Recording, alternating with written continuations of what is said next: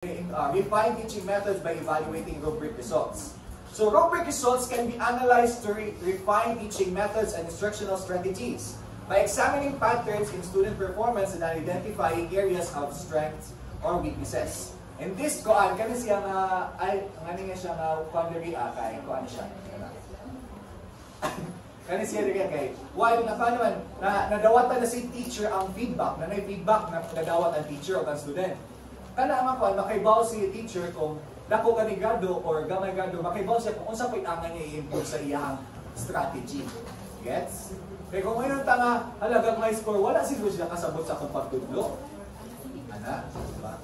So, pero di man sa takayon nga si teacher lang yun, anak, ay naman sa student factor.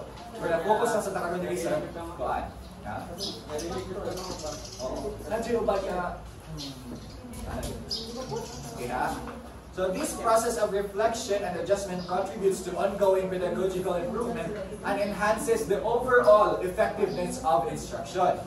So in summary, rubrics are valuable tools. Importante ko nga tools, Ken. Am I right? Yeah. How is it important? How is it very beneficial to instructors? Yes?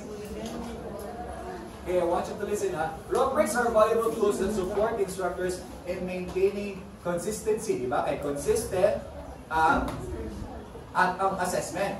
Consistent ang assessment. Kaduha ka, it saves time.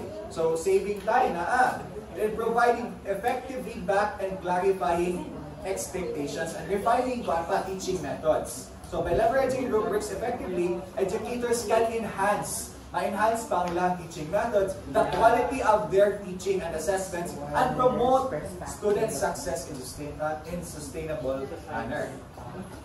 Okay.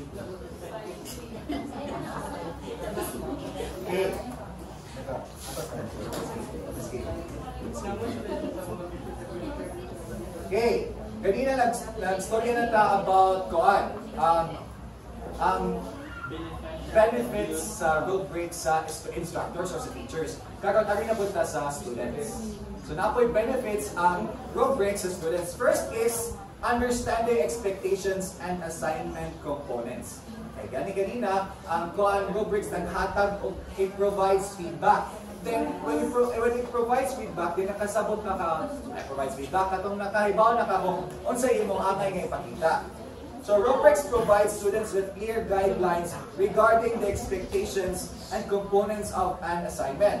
By outlining specific criteria for success and delineating the quality of exemplary work, rubrics offer students insights into what